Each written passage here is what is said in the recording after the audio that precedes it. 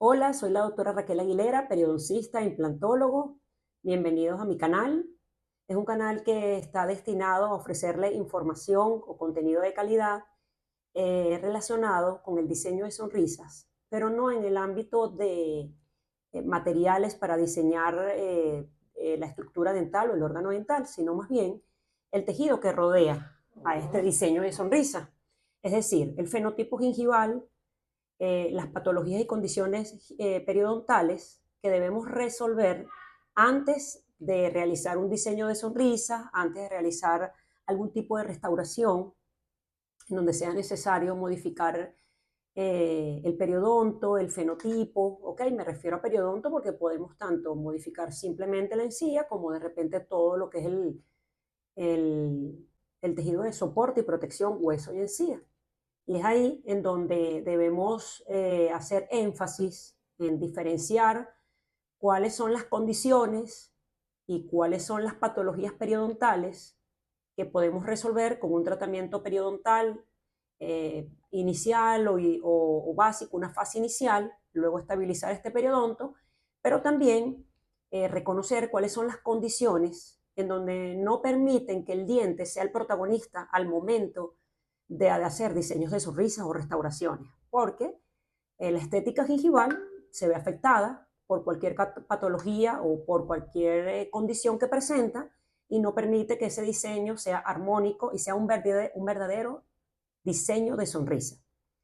Estamos claros que un diseño de sonrisa no va a estar determinado simplemente por coronas armoniosas, que estén dentro de unas proporciones doradas ideales, sino también está relacionado con el tejido que lo rodea. Es ahí cuando hablamos de un verdadero diseño de sonrisa. No solo el tejido, sino la forma de la cara, si es hombre, si es mujer, los labios, si hay hipermovilidad, todos los factores que constituyen o conforman un diseño de sonrisa. Pero aquí el punto principal es cómo se maneja este fenotipo y específicamente hoy les quiero hablar de la última clasificación del 2017, en donde ya el fenotipo de muchos años lo veníamos conociendo con el nombre de biotipo periodontal y que se modificó a fenotipo periodontal. Pues porque ya el biotipo solamente nos hablaba de un componente genético que no se podía modificar con el ambiente. Y en este caso, cuando estamos delante de un paciente en donde la encía es un tejido que está sujeto a cambios a diario por el contacto de los alimentos, por la intervención del odontólogo, eh, por diferentes situaciones que el paciente puede pasar o atravesar, sabemos que es un tejido sumamente especializado y que es un tejido que nos permite modificarlo con el tiempo. ¿A qué me refería con lo del genotipo? Cuando hablamos de genotipo, que era como se determinó en un inicio, es el nombre que actualmente es fenotipo, hablábamos simplemente de lo que eran los componentes o los factores genéticos de este tejido, ¿ok? Está constituido por un tejido conectivo, un tejido conjuntivo, este tiene epitelio, hablaban de la parte genética. Ya en 1960, Oceanberg y Ross habían hecho la determinación o habían determinado el nombre de biotipo para referirse a un tipo de encía específico. ¿Ok? Ya en esta última clasificación, en el 2017, la Academia Americana de Periodoncia y la Federación Europea de Periodoncia también dividieron 4 grupos de trabajo en lo que trabajaron lo que fue enfermedad periodontal, eh, enfermedades preimplantarias también, y determinaron que no se iba a utilizar eh, en la palabra biotipo, sino fenotipo. ¿Por qué fenotipo? Porque en fenotipo no encerramos solamente genética, sino que también encerramos una cantidad de factores ambientales que modifican con el tiempo ese patrón genético o esa condición que ya viene con el individuo como tal. Y porque el fenotipo también establece,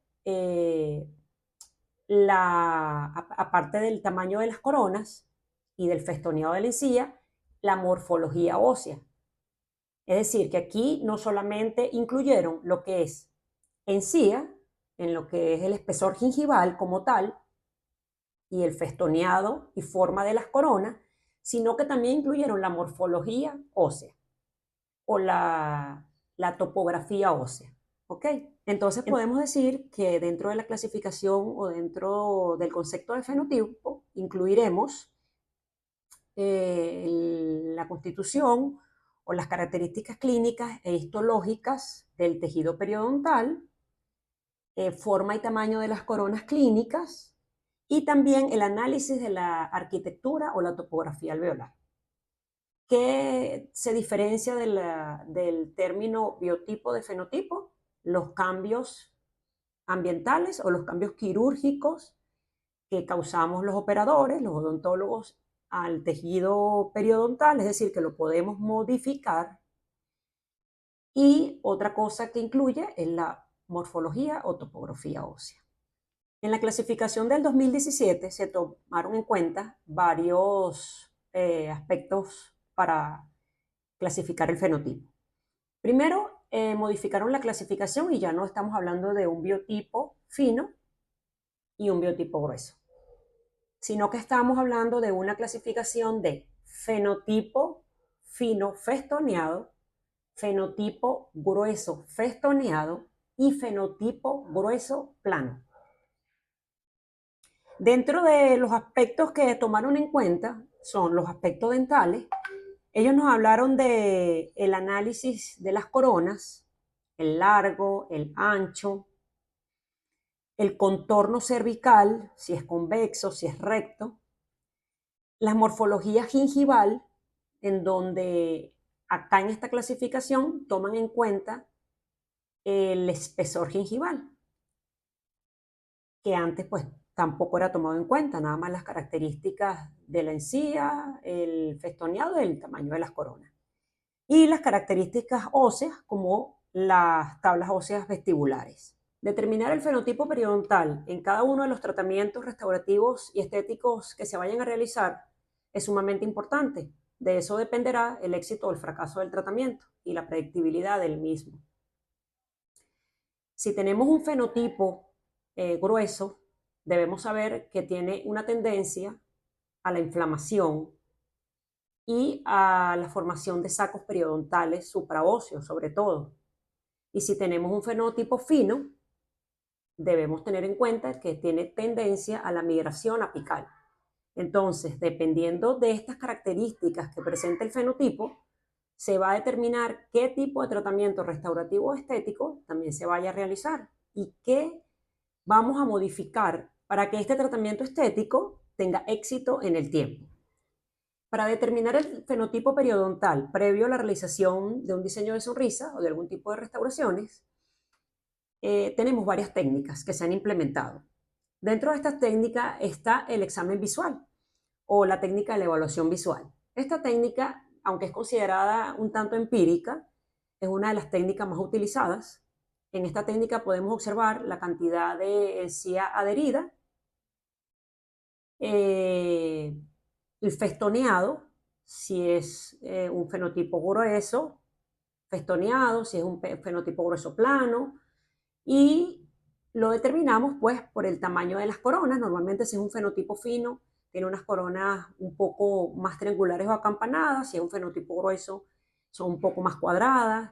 Las papilas de un fenotipo fino ocupan los espacios y se ven más delgadas, en un fenotipo grueso no se ve ese aspecto de filo de cuchillo también marcado. Y podemos realizar fotografías y analizarlas posteriormente a que el paciente se haya ido de la consulta. La desventaja de esta técnica es que no podemos medir el fenotipo en espesor gingival, es decir, en sentido bucolingual.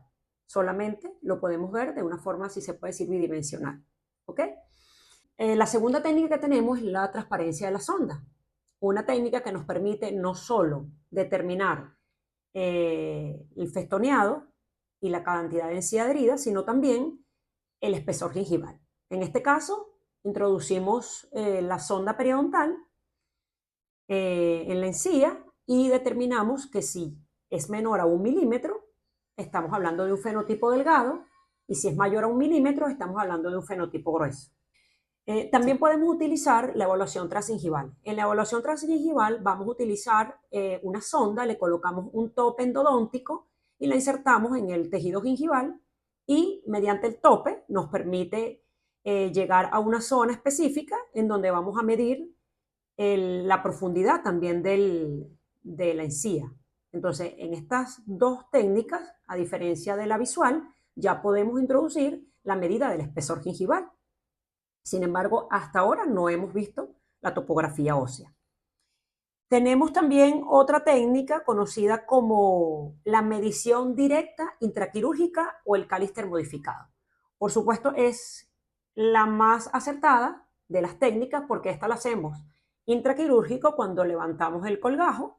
Este colgajo lo medimos con un caliper o Callister modificado y podemos, por supuesto, determinar específicamente la medida del grosor o el espesor gingival. Otra técnica que podemos incluir es la evaluación por ultrasonido. Es una técnica que está prácticamente en desuso o es muy poco utilizada por la cantidad de equipos que se utilizan, el costo y lo engorroso de la técnica. En este caso se introduce el ultrasonido a nivel de la encía o el tejido gingival y la onda de ultrasonido al tocar con la estructura ósea, con la topografía ósea, se expande y da en el equipo unas medidas específicas del grosor o el espesor gingival. Una de las técnicas que podemos incluir también para determinar el fenotipo, y en este caso, si ya estamos tomando en cuenta la topografía ósea, es el CONBIN. En el CONBIN no es una técnica que debamos utilizar a diario, es decir, no vamos a utilizar el CONBIN simplemente para determinar la topografía ósea, a menos que sea extremadamente importante para el tratamiento, sobre todo cuando trabajamos con implantes es súper importantísimo, pero la debemos limitar para tratamientos específicos en donde realmente la utilicemos, no destinada simplemente a definir un fenotipo periodontal. ¿Ok? Es conocido que el CONBIN lo utilizamos en todo tipo de tratamiento, implantología, cirugías periodontales, pero no como una herramienta específica simplemente para determinar el fenotipo periodontal, aunque sí está en uso y por supuesto es la que nos permite evaluar la morfología ósea o la topografía ósea. Entonces, ya conociendo estas técnicas para clasificar el fenotipo y tomando en cuenta de que hay pacientes que le incomoda esa forma o ese fenotipo gingival, lo podemos modificar con varias técnicas. Entre estas técnicas tenemos la gingivectomía, que es la más utilizada, acompañada de la plastia gingival y el aumento de corona clínica, que son técnicas específicas que se utilizan para modificar no solo la encía, en el caso de la gingivoplastia, que solo modificamos la cantidad de encía libre o encía queratinizada, y ampliamos las coronas, pero sin tocar el hueso, sin realizar ni osteoplastia ni osteotomía, o el aumento de corona clínica, en donde sí ya realizamos una osteoplastia o una osteotomía. A mí me parece este tema uno de los temas más importantes al momento de la planificación del diseño de sonrisa, porque no solo debemos tomar en cuenta, como dije inicialmente, el tamaño de las coronas, sino también que haya un fenotipo armonioso, que tanto los dientes como la encía sean protagónicos y no uno opaque al otro. Y además, entre otras cosas, conociendo algunas condiciones como la erupción pasiva alterada que causa sonrisa gingival o alguna patología periodontal, que ya no estaríamos hablando de una sonrisa gingival, sino un aumento de volumen de la encía, en el cual no podemos realizar ningún tipo de tratamiento restaurativo hasta que esto no sea resuelto, puesto que fracasaría por completo el tratamiento, por lo menos en el caso de un agrandamiento gingival, en donde debemos eliminar primeramente los irritantes locales, esperar que el volumen de la encía disminuya, posteriormente emplear técnicas, sea gingivectomía, normalmente utilizada cuando se presenta el agrandamiento gingival, o en el caso de restauraciones subgingivales, que necesitemos realizar una cirugía de aumento de corona clínica para que este sellado de la restauración no afecte la inserción de los tejidos supracrestales y no haya modificación de los tejidos de soporte y protección del diente. Bueno, colegas, espero que les haya servido esta información del fenotipo periodontal. Quisiera entregarles más contenido de valor, pueden dejar sus comentarios también. Y próximamente quiero hablarles sobre la sonrisa gingival, las causas de la sonrisa gingival y el agrandamiento gingival. Cómo diferenciar lo que es una condición periodontal de una patología periodontal, cómo preparar este periodonto antes de recibir algún tipo de restauración o restauraciones estéticas, funcionales. Activa la campanita para que no te pierdas ningún tipo de video y déjame tus comentarios y algún tema que quieres que conversemos y profundicemos más al respecto.